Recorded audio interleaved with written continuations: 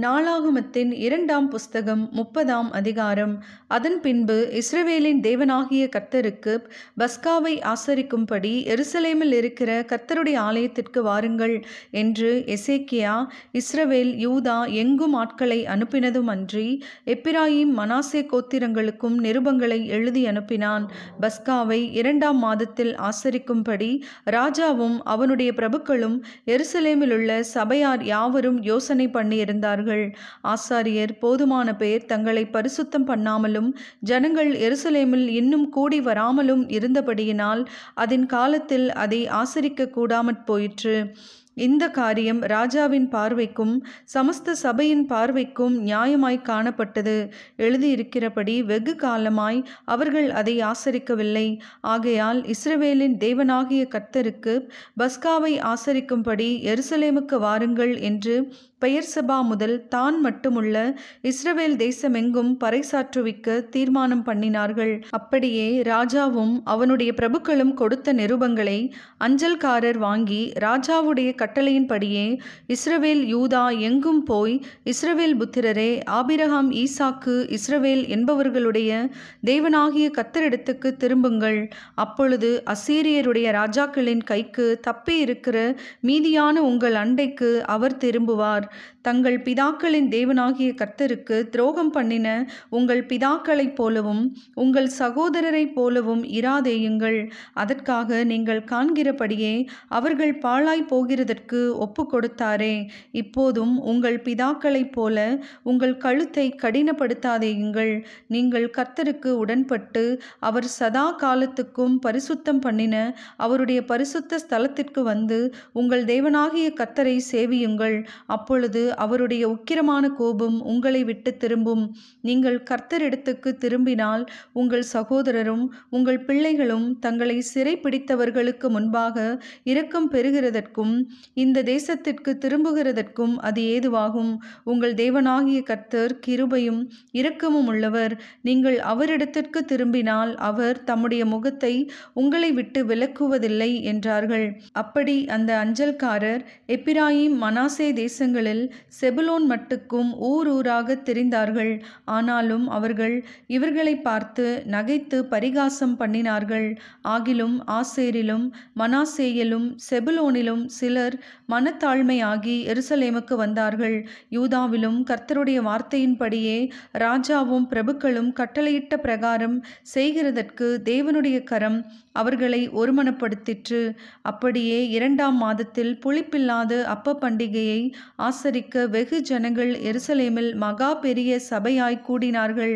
அவர்கள் எழும்பி எருசலேமில் உண்டான பலிபீடங்களையும் தூபபீடங்களையும் அகற்றி கீதரோன் ஆற்றிலே போட்டார்கள்.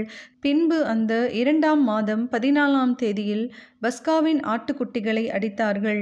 ஆசாரியரும் லேவியரும் வெட்கி தங்களை சுத்தம் பண்ணி சர்வாங்க தகன பலிகளை கர்த்தருடைய ஆலயத்திற்கு கொண்டு வந்து தேவனுடைய மனுஷனாகிய மோசேயின் நியாயப்பிரமாணத்திற்கு ஏற்ற தங்கள் முறைமையின்படியே தங்கள் ஸ்தானத்திலே நின்றார்கள். ஆசாரியர் லேவியரின் கையில் இருந்து இரத்தத்தை வாங்கி தெளித்தார்கள். சபையிலே அநேகர் தங்களை பரிசுத்தம் பண்ணி கொள்ளாதிருந்தார்கள். ஆகையால் சுத்தமில்லாத எல்லாரையும் கர்த்தருக்கு பரிசுத்தம் பண்ண லேவியர் அவர்களுக்காக பஸ்காவின் ஆட்டுக்குட்டிகளை அடிக்கும் காரியத்தை விசாரித்தார்கள். அதேனென்றால் எப்பிராயீம், மனாசே, இசக்கார், செபுலோன் மனுஷரில் ஏராளமான அநேகம் ஜனங்கள் தங்களை சுத்தம் பண்ணி கொள்ளாதிருந்தும் எழுதியிராத பிரகாரமாக பஸ்காவை சாப்பிட்டார்கள். எசேக்கியா அவர்களுக்காக விண்ணப்பம் பண்ணி தங்கள் பிதாக்களின் தேவனாகிய கர்த்தரான தேவனை தேடும்படிக்கு தங்கள் இருதயத்தை நேராக்கினவர்கள் பரிசுத்த ஸ்தலத்திற்கேற்ற சுத்தாங்கம் அடையாதிருந்தாலும் கிருபையுள்ள கர்த்தர் அவர்கள் எல்லாருக்கும் மன்னிப்பாராக என்றான். கர்த்தர் எசேக்கியாவின் விண்ணப்பத்தை கேட்டு ஜனங்களுக்கு அனுகூலம் செய்தார். அப்படியே எருசலேமிலே காணப்பட்ட இஸ்ரவேல் புத்திரர் புளிப்பில்லாத அப்ப பண்டிகையை 7 நாளளவும் மகா ஆனந்தத்தோடே ஆசரித்தார்கள். லேவியரும் ஆசாரியரும் தினம் தினம் கர்த்தருக்கென்று பேரோசையாய் தொனிக்கும் கீத வாத்தியங்களால் கர்த்தரை துதித்து கொண்டிருந்தார்கள். கர்த்தருக்கு அடுத்த காரியத்தில் நல்ல உணர்வுள்ள எல்லா லேவியரோடும் எசேக்கியா பட்சமாய் பேசினான். இப்படி அவர்கள் பண்டிகையின் 7 நாள் அளவும் புசித்து ஸ்தோத்திர பலிகளை செலுத்தி தங்கள் பிதாக்களின் தேவனாகிய கர்த்தரை துதித்து கொண்டிருந்தார்கள். பின்பு வேறே 7 நாள் அளவும் ஆசரிக்க சபையார் எல்லாரும் யோசனை பண்ணி அந்த 7 நாளும் ஆனந்தத்தோடே ஆசரித்தார்கள். யூதாவின் ராஜாவாகிய எசேக்கியா சபைக்கு 1000 காளைகளையும் 7000 ஆடுகளையும் கொடுத்தான். பிரபுக்களும் சபைக்கு 1000 காளைகளையும் 10000 ஆடுகளையும் கொடுத்தார்கள். ஆசாரியரில் அநேகம் பேர் தங்களை சுத்தம் பண்ணினார்கள். யூதாவின் சபை அனைத்தும் ஆசாரியரும் லேவியரும் இஸ்ரவேலிலிருந்து வந்தவர்களுடைய சபை அனைத்தும் ஆகிய இஸ்ரவேல் தேசத்திலிருந்து வந்த அந்நியரும் யூதாவில் குடியிருந்தவர்களும் மகிழ்ச்சியாயிருந்தார்கள். அப்படியே எருசலேமில் மகா சந்தோஷம் உண்டாயிருந்தது. தாவீதின் குமாரனாகிய சாலமோன் என்னும் இஸ்ரவேலுடைய ராஜாவின் நாட்கள் முதற்கொண்டு இப்படி எருசலேமில் நடந்ததில்லை. லேவியரான ஆசாரியர்கள் எழுந்து நின்று ஜனத்தை ஆசீர்வதித்தார்கள். அவர்களுடைய சத்தம் கேட்கப்பட்டு அவர்களுடைய விண்ணப்பம் அவருடைய பரிசுத்த வாசஸ்தலமாகிய பரலோகத்தில் வந்து எட்டினது. நாளாகமத்தின் 2ஆம் புஸ்தகம் 31ஆம் அதிகாரம். இவையெல்லாம் முடிந்த பின்பு வந்திருந்த இஸ்ரவேலர் எல்லாரும் யூதாவின் பட்டணங்களுக்கு புறப்பட்டு போய் யூதா பென்யமீன் எங்கும் எப்பிராயீமிலும் மனாசேயிலும் கூட உண்டான சிலைகளை உடைத்து விக்கிரக தோப்புகளை வெட்டி மேடைகளையும் பீடங்களையும் இடித்து அவைகளை எல்லாம் தகர்த்து போட்டார்கள். பின்பு இஸ்ரவேல் புத்திரர் எல்லாரும் அவரவர் தங்கள் ஊர்களில் இருக்கிற தங்கள் காணியாட்சிக்கு திரும்பினார்கள். எசேக்கியா ஆசாரியர் லேவியருடைய வகுப்புகளை அவர்கள் வரிசைகளின் படியையும் அவரவரை அவர்கள் ஊழியத்தின் படியையும் திட்டப்படுத்தி ஆசாரியரையும் லேவியரையும் சர்வாங்க தகன பலிகளையும் சமாதான பலிகளையும் செலுத்தவும் கர்த்தருடைய பாளையத்தின் வாசல்களில் ஊழியம் செய்து துதித்து ஸ்தோத்திரிக்கவும் ஒழுங்குபடுத்தினான். ராஜா கர்த்தருடைய நியாயப்பிரமாணத்தில் எழுதியிருக்கிறபடியே அந்தி சந்திகளில் செலுத்த வேண்டிய சர்வாங்க தகன பலிகளுக்கும் ஓய்வு நாட்களிலும் மாத பிறப்புகளிலும் பண்டிகைகளிலும் செலுத்த வேண்டிய சர்வாங்க தகன பலிகளுக்கும் தன் ஆஸ்தியிலிருந்து எடுத்து தன் பங்கை கொடுத்தான். ஆசாரியரும் லேவியரும் கர்த்தருடைய நியாயப்பிரமாணத்தை உற்சாகமாய் கைக்கொள்ளும்படி அவர்களுக்குரிய பாகத்தை கொடுக்க ஜனங்களுக்கும் எருசலேமின் குடிகளுக்கும் கட்டளையிட்டான். இந்த வார்த்தை பிரசித்தமான போது இஸ்ரவேல் புத்திரர் தானியத்திலும் திராட்சரசத்திலும் எண்ணெயிலும் தேனிலும் நிலத்தின் எல்லா வரத்திலும் முதற்பலன்களை திரளாக கொண்டு வந்து சகலத்திலும் தசம பாகத்தை பரிபூர்ணமாய் கொடுத்தார்கள். யூதாவின் பட்டணங்களில் குடியிருந்த இஸ்ரவேல் புத்திரரும் யூதா புத்திரரும் மாடுகளிலும் ஆடுகளிலும் தசம பாகத்தையும் தங்கள் தேவனாகிய கர்த்தருக்கு பரிசுத்தம் பண்ணப்பட்டவைகளில் தசம பாகத்தையும் கொண்டு வந்து குவியல் குவியலாக வைத்தார்கள். 3ஆம் மாதத்தில் குவியல் செய்ய தொடங்கி 7ஆம் மாதத்தில் முடித்தார்கள். எசேக்கியாவும் பிரபுக்களும் வந்து அந்த குவியல்களை காணும் போது கர்த்தருக்கு ஸ்தோத்திரம் செலுத்தி அவருடைய ஜனமாகிய இஸ்ரவேலை புகழ்ந்தார்கள். அந்த குவியல்களை குறித்து எசேக்கியா ஆசாரியரையும் லேவியரையும் விசாரித்த போது சாதோக்கின் சந்ததியானாகிய அசரியா என்னும் பிரதான ஆசாரியன் அவனை நோக்கி, இந்த காணிக்கையை கர்த்தருடைய ஆலயத்திற்கு கொண்டு வர தொடங்கினது முதல் நாங்கள் சாப்பிட்டு திருப்தியடைந்தோம், இன்னும் மிச்சமும் இருக்கிறது. கர்த்தர் தம்முடைய ஜனத்தை ஆசீர்வதித்ததினால் இந்த திரட்சியான அம்பாரம் மீந்திருக்கிறது என்றான். அப்பொழுது எசேக்கியா கர்த்தருடைய ஆலயத்தில் பண்டக சாலைகளை ஆயத்தப்படுத்த சொன்னான். அவர்கள் அவைகளை ஆயத்தப்படுத்தின பின்பு அவைகளிலே காணிக்கைகளையும் தசம பாகத்தையும் பரிசுத்தம் பண்ணப்பட்டவைகளையும் உண்மையாய் எடுத்து வைத்தார்கள். அவைகளின் மேல் லேவியனாகிய கொனனியா தலைவனும் அவன் தம்பியாகிய சிமேயி இரண்டாவதுமாயிருந்தான். ராஜாவாகிய எசேக்கியாவும் தேவனுடைய ஆலய விசாரணைக்காரனாகிய அசரியாவும் பண்ணின கட்டளையின்படியே எகியேலும் அசசியாவும் நாகாத்தும் ஆசகேலும் எரிமோத்தும் யோசபாத்தும் ஏலியேலும் இஸ்மகியாவும் மாகாத்தும் பெனாயாவும் கொனனியாவின் கீழும் அவன் தம்பியாகிய சிமேயின் கீழும் விசாரிப்புக்காரராயிருந்தார்கள். கிழக்கு வாசலை காக்கிற இம்னாவின் குமாரனாகிய கோரே என்னும் லேவியன் கர்த்தருக்கு செலுத்தப்பட்ட காணிக்கைகளையும் மகா பரிசுத்தமானவைகளையும் பங்கிடும்படிக்கு தேவனுக்கு செலுத்தும் உற்சாக காணிக்கைகள் மேல் அதிகாரியாயிருந்தான். அவனுடைய கைக்கு உதவியாக ஆசாரியரின் பட்டணங்களில் வகுப்புகளின்படி இருக்கிற தங்கள் சகோதரரிலே பெரியவனுக்கும் சிறியவனுக்கும் சரிசமானமாய் கொடுக்கும்படிக்கு உண்மையுள்ளவர்களாக எண்ணப்பட்ட ஏதேனும் மின்யமீனும் யெசுவாவும் செமாயாவும் அமரியாவும் செக்கனியாவும் ஏற்படுத்தப்பட்டார்கள். வம்ச அட்டவணைகளில் எழுதப்பட்ட 3 வயது முதல் அதற்கு மேற்பட்ட ஆண் பிள்ளைகளைத் தவிர கர்த்தருடைய ஆலயத்திற்குள் பிரவேசிக்கிற அவரவருக்கும் தங்கள் வகுப்புகளின்படியே தங்கள் முறைகளிலே தாங்கள் செய்கிற தங்கள் பணிவிடைக்கு தக்கதாய் அனுதினப்படி கொடுக்கப்பட்டது. தங்கள் பிதாக்களின் வம்ச அட்டவணைகளில் எழுதப்பட்ட தங்கள் வகுப்புகளின்படியே தங்கள் முறைகளில் இருக்கிற 20 வயது முதல் அதற்கு மேற்பட்ட ஆசாரியருக்கும் லேவியருக்கும் அவர்களுடைய எல்லா கூட்டத்தின் அட்டவணையிலும் எழுதப்பட்ட அவர்களுடைய எல்லா குழந்தைகளுக்கும் மனைவிகளுக்கும் குமாரருக்கும் குமாரத்திகளுக்கும் பங்கு கொடுத்தார்கள். அவர்கள் பரிசுத்தமானதை உண்மையின்படி பரிசுத்தமாய் விசாரித்தார்கள். ஆசாரியரில் எல்லா ஆண் பிள்ளைகளுக்கும் லேவியருக்குள்ளே அட்டவணையில் எழுதப்பட்டவர்கள் எல்லாருக்கும் படி கொடுக்க ஆசாரியருடைய ஒவ்வொரு பட்டணத்துக்கடுத்த வெளி நிலங்களிலும் ஆரோன் புத்திரரில் பேராக குறிக்கப்பட்ட மனுஷர் இருந்தார்கள். இந்த பிரகாரமாக எசேக்கியா யூதாவெங்கும் நடப்பித்து தன் தேவனாகிய கர்த்தருக்கு முன்பாக நன்மையும் செம்மையும் உண்மையுமானதை செய்தான். அவன் தேவனுடைய ஆலயத்தின் வேலையிலும் தன் தேவனை தேடும்படிக்கு நியாயப்பிரமாணத்திற்கும் கற்பனைக்கும் அடுத்த காரியத்திலும் என்ன செய்ய தொடங்கினானோ அதையெல்லாம் தன் முழு இருதயத்தோடும் செய்து சித்தி பெற்றான். நாளாகமத்தின் 2ஆம் புஸ்தகம் 32ஆம் அதிகாரம். இக்காரியங்கள் நடந்தேறி வருகையில் அசீரிய ராஜாவாகிய சனகெரிப் வந்து யூதாவுக்குள் பிரவேசித்து அரணான பட்டணங்களுக்கு எதிராக பாளையமிறங்கி அவைகளை தன் வசமாக்கி கொள்ள நினைத்தான். சனகெரிப் வந்து எருசலேமின் மேல் யுத்தம் பண்ண நோக்கம் கொண்டிருப்பதை எசேக்கியா கண்டபோது நகரத்திற்கு புறம்பே இருக்கிற ஊற்றுகளை தூர்த்து போட தன் பிரபுக்களோடும் தன் பராக்கிரமசாலிகளோடும் ஆலோசனை பண்ணினான். அதற்கு அவர்கள் உதவியாயிருந்தார்கள். அசீரியா ராஜாக்கள் வந்து அதிக தண்ணீரை கண்டுபிடிப்பானேன் என்று சொல்லி அநேகம் ஜனங்கள் கூடி எல்லா ஊற்றுகளையும் நாட்டின் நடுவில் பாயும் ஓடையையும் தூர்த்து போட்டார்கள்.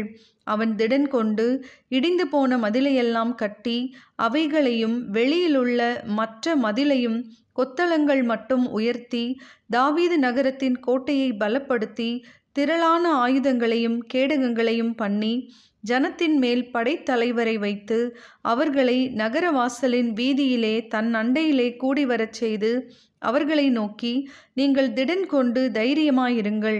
அசிரியா ராஜாவுக்கும் அவனோடு இருக்கிற ஏராளமான கூட்டத்திற்கும் பயப்படாமலும் கலங்காமலும் இருங்கள்.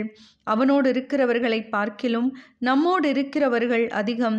அவனோடு இருக்கிறது மாம்சபுயம். நமக்கு துணை நின்று நம்முடைய யுத்தங்களை நடத்த நம்மோடு இருக்கிறவர் நம்முடைய தேவனாகிய கர்த்தர் தானே என்று சொல்லி அவர்களை தேற்றினான். யூதாவின் ராஜாவாகிய எசேக்கியா சொன்ன இந்த வார்த்தைகளின் மேல் ஜனங்கள் நம்பிக்கை வைத்தார்கள். அதன் பின்பு அசீரியா ராஜாவாகிய சனகெரிப் தன் முழு சேனையுடன் லாகீசுக்கு எதிராய் முற்றுகை போட்டிருக்கையில் யூதாவின் ராஜாவாகிய எசேக்கியாவிடத்துக்கும் எருசலேமிலுள்ள யூதா ஜனங்கள் யாவரிடத்துக்கும் தன் ஊழியக்காரரை அனுப்பி, அசீரியா ராஜாவாகிய சனகெரிப் சொல்லுகிறது என்னவென்றால், முற்றுகை போடப்பட்ட எருசலேமிலே நீங்கள் இருக்கும்படிக்கு நீங்கள் எதின்மேல் நம்பிக்கையாயிருக்கிறீர்கள்? நம்முடைய தேவனாகிய கர்த்தர் நம்மை அசீரியருடைய ராஜாவின் கைக்கு தப்புவிப்பார் என்று எசேக்கியா சொல்லி, நீங்கள் பசியினாலும் தாகத்தினாலும் சாகும்படி உங்களை போதிக்கிறான் அல்லவா? அவருடைய மேடைகளையும் அவருடைய பலிபீடங்களையும் தள்ளிவிட்டவனும் ஒரே பலிபீடத்திற்கு முன்பாக பணிந்து அதன்மேல் தூபம் காட்டுங்கள் என்று யூதாவுக்கும் எருசலேமியருக்கும் சொன்னவனும் அந்த எசேக்கியாதான் அல்லவா? நானும் என் பிதாக்களும் தேசத்து சகல ஜனங்களுக்கும் செய்ததை அறியீர்களோ? அந்த தேசங்களுடைய ஜாதிகளின் தேவர்கள் அவர்கள் தேசத்தை நம்முடைய கைக்கு தப்புவிக்க அவர்களுக்கு பலன் இருந்ததோ? உங்கள் தேவன் உங்களை என் கைக்கு தப்புவிக்க கூடும்படிக்கு என் பிதாக்கள் பாழாக்கின அந்த ஜாதிகளுடைய எல்லா தேவர்களிலும் எவன் தன் ஜனத்தை என் கைக்கு தப்புவிக்க பலவானாயிருந்தான்? இப்போதும் எசேக்கியா உங்களை வஞ்சிக்கவும் இப்படி உங்களை போதிக்கவும் இடங்கொடுக்க வேண்டாம். நீங்கள் அவனை நம்பவும் வேண்டாம். ஏனென்றால் எந்த ஜாதியின் தேவனும் எந்த ராஜ்யத்தின் தேவனும் தன் ஜனத்தை என் கைக்கும் என் பிதாக்களின் கைக்கும் தப்புவிக்க கூடாதிருந்ததே. உங்கள் தேவன் உங்களை என் கைக்கு தப்புவிப்பது எப்படி என்கிறார் என்று சொல்லி அவனுடைய ஊழியக்காரர் தேவனாகிய கர்த்தருக்கு விரோதமாகவும் அவருடைய தாசனாகிய எசேக்கியாவுக்கு விரோதமாகவும் பின்னும் அதிகமாய் பேசினார்கள். தேசங்களுடைய ஜாதிகளின் தேவர்கள் தங்கள் ஜனங்களை என் கைக்கு தப்புவிக்காதிருந்தது போல எசேக்கியாவின் தேவனும் தன் ஜனங்களை என் கைக்கு தப்புவிப்பதில்லை என்று இஸ்ரவேலின் தேவனாகிய கர்த்தரை நிந்திக்கவும் அவருக்கு விரோதமாக பேசவும் அவன் நிருபங்களையும் எழுதினான். அவர்கள் அலங்கத்தின் மேல் இருக்கிற எருசலேமின் ஜனங்களை பயப்படுத்தி கலங்க பண்ணி தாங்கள் நகரத்தை பிடிக்கும்படி அவர்களை பார்த்து யூத பாஷையிலே மகா சத்தமாய் கூப்பிட்டு மனுஷர் கைவேலையினால் செய்யப்பட்டதும் பூச்சக்கரத்து ஜனங்களால் தொழுது கொள்ளப்பட்டதுமாயிருக்கிற தேவர்களை குறித்து பேசுகிற பிரகாரமாக எருசலேமின் தேவனையும் குறித்து பேசினார்கள். இது நிமித்தம் ராஜாவாகிய எசேக்கியாவும் ஆமோத்சின் குமாரனாகிய ஏசாயா தீர்க்கதரிசியும் பிரார்த்தித்து வானத்தை நோக்கி அபயமிட்டார்கள். அப்பொழுது கர்த்தர் ஒரு தூதனை அனுப்பினார். அவன் அசீரியருடைய ராஜாவின் பாளையத்திலுள்ள சகல பராக்கிரமசாலிகளையும் தலைவரையும் சேனாபதிகளையும் அதம் பண்ணினான். அப்படியே சனகெரிப் செத்த முகமாய் தன் தேசத்திற்கு திரும்பினான். அங்கே அவன் தன் தேவனுடைய கோவிலுக்குள் பிரவேசிக்கிற போது அவனுடைய கர்ப்ப பிறப்பான சிலர் அவனை பட்டயத்தால் வெட்டி போட்டார்கள். இப்படி கர்த்தர் எசேக்கியாவையும் எருசலேமின் குடிகளையும் அசீரியருடைய ராஜாவாகிய சனகெரிப்பின் கைக்கும் மற்ற எல்லாருடைய கைக்கும் நீங்களாக்கி ரட்சித்து அவர்களை சுற்றுப்புறத்தாருக்கு விலக்கி ஆதரித்து நடத்தினார். அநேகம் பேர் கர்த்தருக்கென்று எருசலேமுக்கு காணிக்கைகளையும் யூதாவின் ராஜாவாகிய எசேக்கியாவுக்கு உச்சிதங்களையும் கொண்டு வந்தார்கள். அவன் இதற்கு பிற்பாடு சகல ஜாதிகளின் பார்வைக்கும் மேன்மைப்பட்டவனாயிருந்தான். அந்நாட்களில் எசேக்கியா வியாதிப்பட்டு மரணத்துக்கு ஏதுவாயிருந்தான்.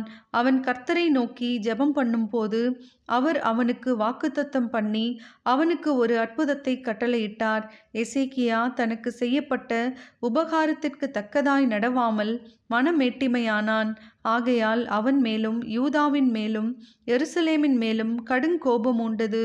எசேக்கியாவின் மனமேட்டிமை நிமித்தம் அவனும் எருசலேமின் குடிகளும் தங்களை தாழ்த்தினபடியினால் கர்த்தருடைய கடுங்கோபம் எசேக்கியாவின் நாட்களிலே அவர்கள் மேல் வரவில்லை. எசேக்கியாவுக்கு மிகுதியான ஐஸ்வர்யமும் கனமும் உண்டாயிருந்தது.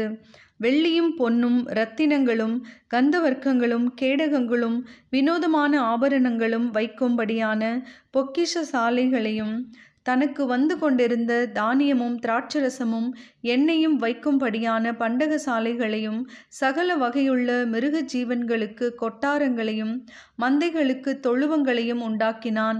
அவன் தனக்கு பட்டணங்களை கட்டுவித்து ஏராளமான ஆடு மாடுகளை வைத்திருந்தான்.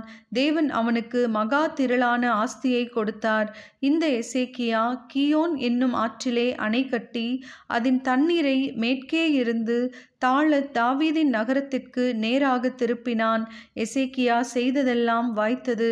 ஆகிலும் பாபிலோன் பிரபுக்களின் ஸ்தானாபதிகள் தேசத்திலே நடந்த அற்புதத்தை கேட்க அவனிடத்துக்கு அனுப்பப்பட்ட விஷயத்தில் அவன் இருதயத்தில் உண்டான எல்லாவற்றையும் அறியும்படி அவனை சோதிக்கிறதற்காக தேவன் அவனை கைவிட்டார். எசேக்கியாவின் மற்ற வர்த்தமானங்களும் அவன் செய்த நன்மைகளும் ஆமோத்சின் குமாரனாகிய ஏசாயா தீர்க்கதரிசியின் புஸ்தகத்திலும் யூதா இஸ்ரவேல் ராஜாக்களின் புஸ்தகத்திலும் எழுதியிருக்கிறது. எசேக்கியா தன் பிதாக்களோடே நித்திரை அடைந்த பின்பு அவனை தாவீது வம்சத்தாரின் கல்லறைகளில் பிரதானமான கல்லறையில் அடக்கம் பண்ணினார்கள். யூதாவனைத்தும் எருசலேமின் குடிகளும் அவன் மரித்தபோது அவனை கனம் பண்ணினார்கள். அவன் குமாரனாகிய மனாசே அவன் ஸ்தானத்தில் ராஜாவானான்.